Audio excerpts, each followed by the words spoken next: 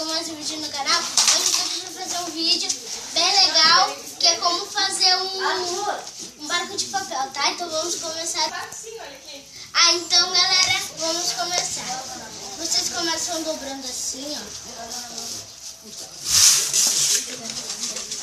Quem tá filmando aí é o Vitor, né? Galera, se inscreva no nosso canal, o nome do canal é Irmãos Russos. Eles têm desafios, coisa, né? Vlog, tag, eles fizeram um desafio da garrafa. É bem legal esse vídeo. Eles fizeram. Tá dando pra enxergar, né? Aqui vocês abrem.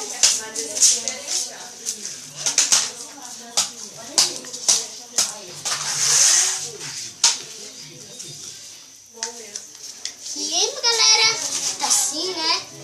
Agora vocês, essa parte aqui, ó.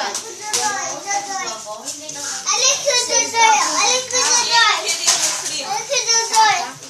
Pedro, tu e o Cauê queriam o céu? Pode ser. Aí galera, a gente tava tomando coisa, refri. Agora vocês fazem assim, ó.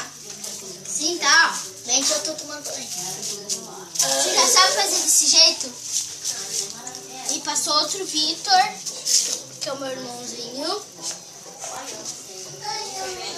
E o Pietro nem deu um salto. Oi? Só agora, né, meu filho? Desculpa, Pedro, galerinha.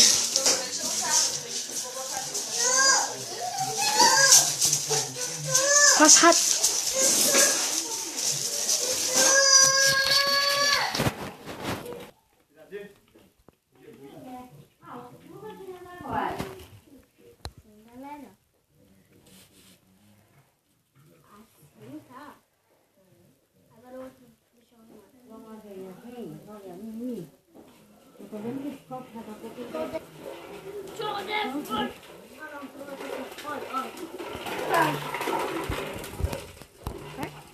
Aí galera, eu fiz assim, tá, ó. Aí fez assim, ó, fazendo assim, tá, ó. Quadrado. Na verdade, isso é um retângulo. É um retângulo. Não!